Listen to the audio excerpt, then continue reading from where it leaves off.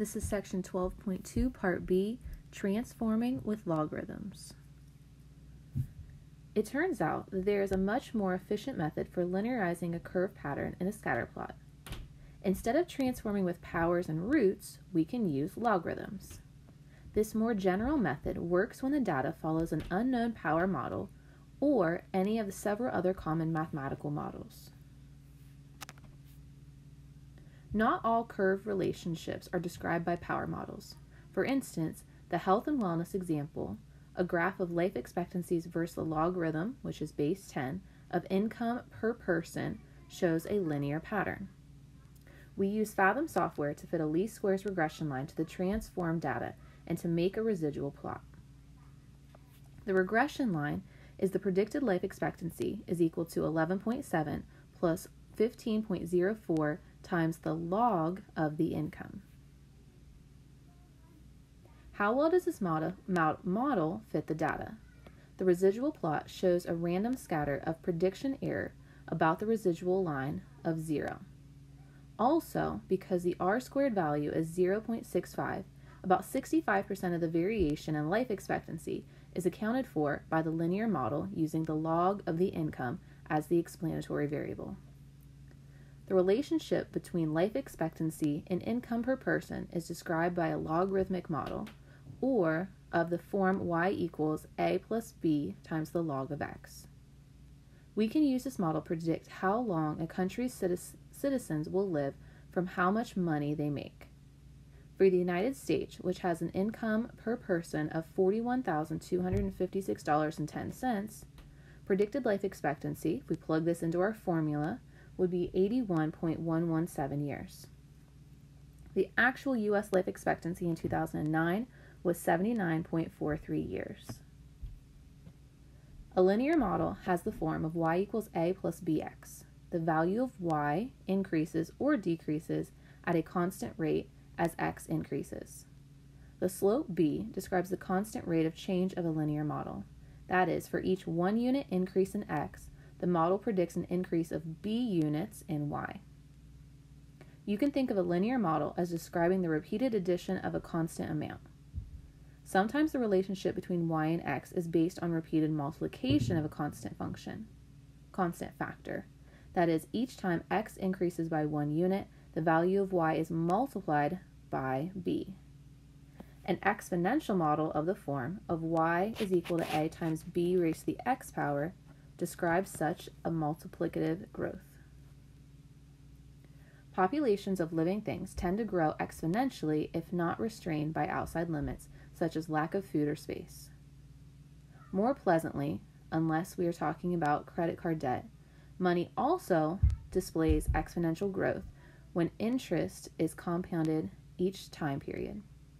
Compounding means that the last period's income earns income in the next period. So suppose that you are investing $100 in a savings account that pays 6% interest compounded annually. After a year, you will have earned 100 times 0.06 or $6 in interest. Your new account balance is the initial deposit plus your interest earned. So you're going to take that $100, you're going to add that $6 earned in interest, and you're going to end up with $106. We can rewrite this as 100 times 1 plus 0.6, or more simply, just 100 times 1.06.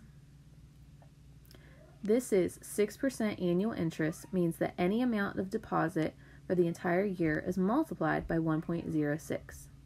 If you leave the money invested for a second year, your new balance will be 100 times the 1.06, and whatever that quantity is, you multiply that by 1.06, or it's 100 times 1.06 squared, which gives us $112.36. Notice that you earned $6.36 in interest during the second year. That's another $6 in interest from your initial $100 deposit, and then you're also going to earn interest on that $6 that you already earned the year before. After X years, your account balance y is given by the exponential model of y is equal to 100 times 1.06 raised to the x power. The accompanying table shows the balance in your savings account at the end of each of first 6 years. The graph below shows the growth in the investment over 100 years. It is characteristic of an exponential growth that the increase appears slow for a long period of time, and then it just seems like it's going to explode. If an exponential model of a form y equals a times b to the x power describes a relationship between x and y, we can use logarithms to transform the data to produce a linear relationship. Now, if you remember back from Algebra 2 and your rules for logarithms, you can take the log of both sides of your equation. When you take the log, if you have two values that are multiplied together, the rules of logarithm, when you expand multiplication, it turns into addition. So we have the log of a plus the log of b raised to the x power. Then we also have the rule in logarithm that if you have an exponent, you can bring it out front. So we'll have the log of y is equal to log of a plus x times the log of b.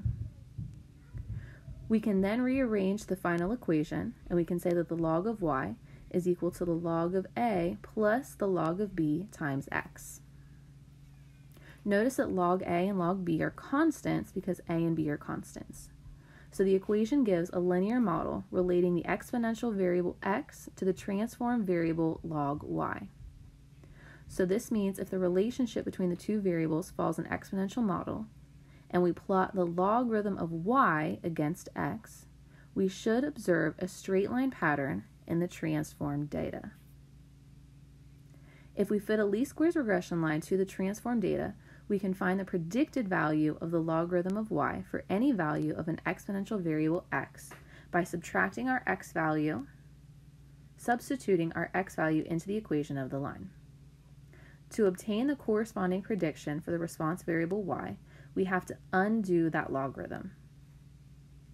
So one way to do this, we know, again, based on the definition of logarithms, is that the log base b of a is equivalent to, we can change it, so if we have log base b of a is equal to x, when you change this to an exponential model, whatever's in the base becomes the base of your big number, whatever it's equal to becomes your exponent, and then whatever you're finding the log of becomes your answer.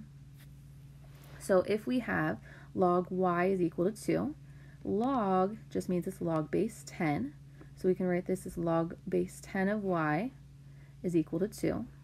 Now whatever is in the base becomes your big number, whatever it's equal to becomes the exponent and is equal to y. So log base 10 of y is equal to 2, we can say is equivalent to 10 squared is equal to y, or 100 equals y. Gordon Moore, one of the founders of Intel Corporation, predicted in 1964 that the number of transistors on an integrated circuit chip would double every 18 months. This is Moore's law. One way to measure the revolution is in computing. Here are data on the dates and number of transistors for Intel microprocessors. And as you can look at this graph, it definitely looks like it's going to be an exponential model.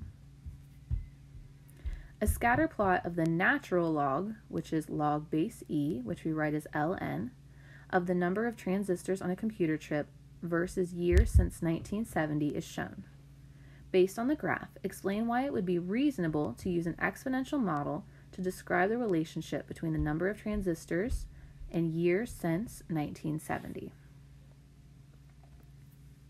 So if an exponential model describes a relationship between the two variables x and y, then we expect that the scatter plot of x, years since 1970, and the natural log of the number of transistors to be roughly linear. And if we look at this pattern, it does look roughly linear. The scatter plot of the natural log of the transistors versus the year since 1970 does have a fairly linear pattern, especially through the year 2000. So an exponential model does seem reasonable to use here.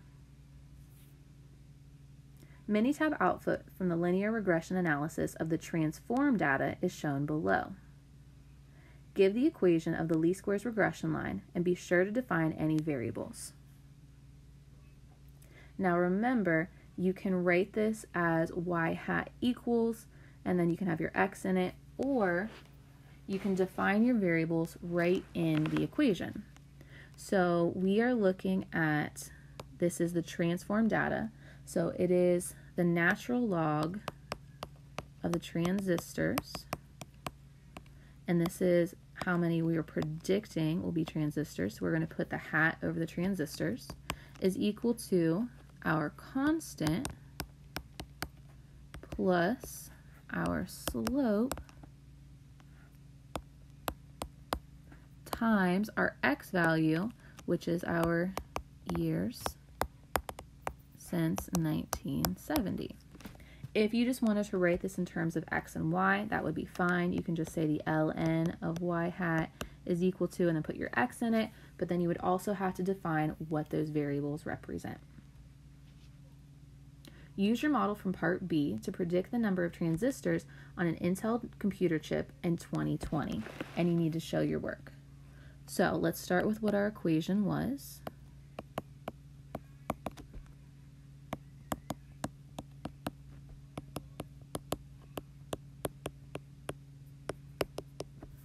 So we're looking at years. The x value, remember, is years since 1970.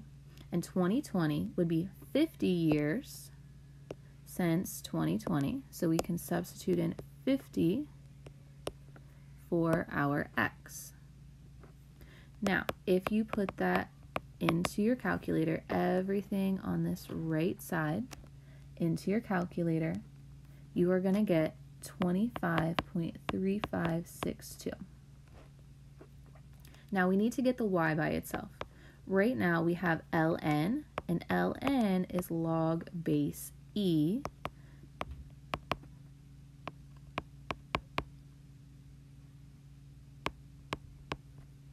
Now our rule says if I want to write this as an exponential, I can write this as e raised to whatever the answer is equal to what you were taking the log of.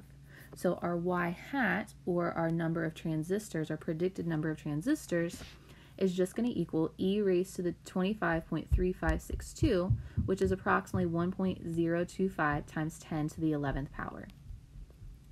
And that means that our model predicts that in year 2020, we would have about 100 million transistors on a chip.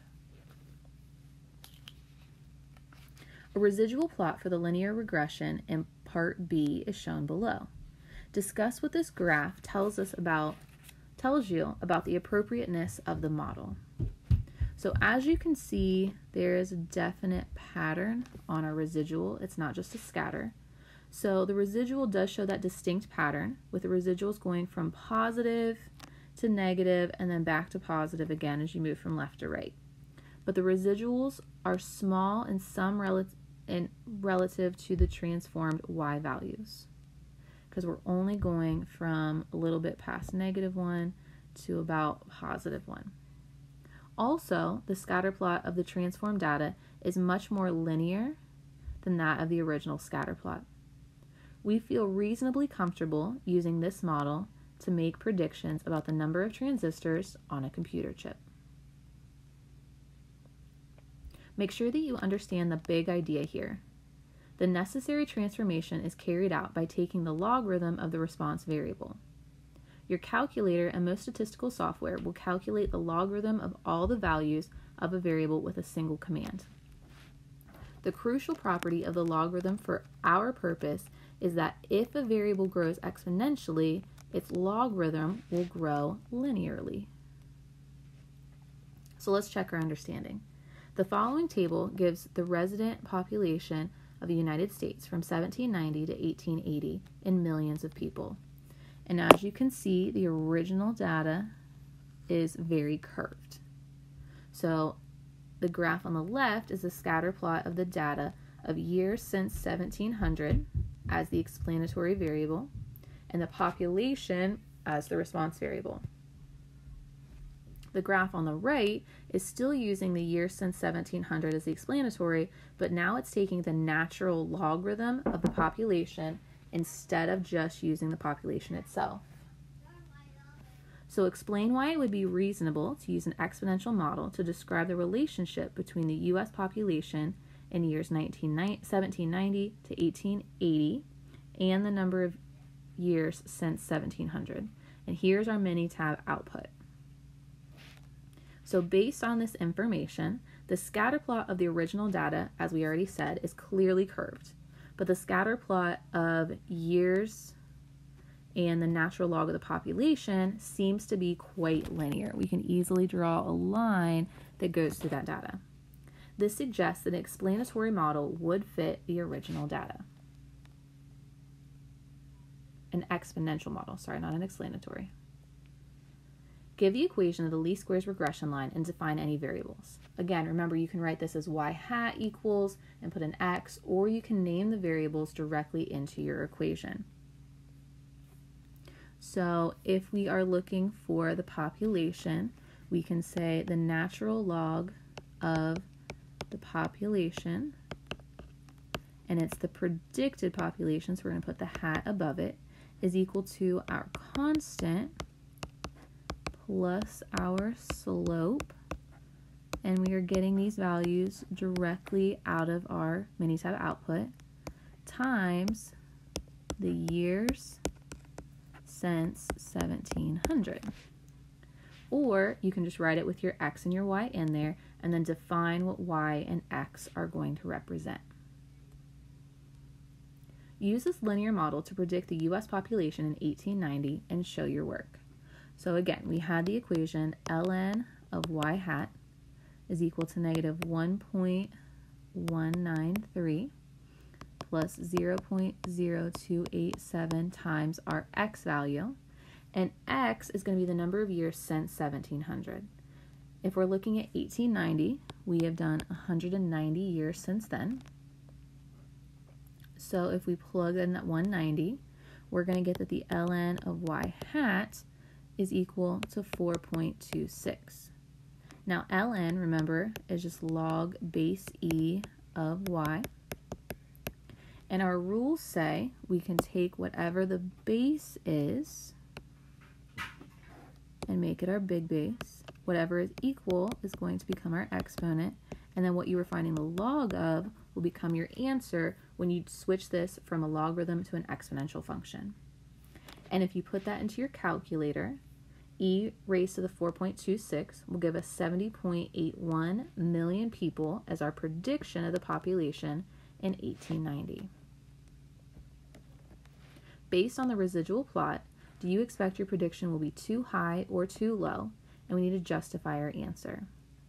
So if we are looking at 1890, we're looking at 190 years past 1700. And if we look at our trend, it definitely looks like the residuals are going down. Now, if you remember, your residual is talking about your observed compared to your actual value, predicted value. So the residual plot suggests that the residual point would be negative. This means our prediction would be too high because it's going to take your actual value, so the observed value, minus the predicted. And if our residual is negative, that means our predicted had to have been too high.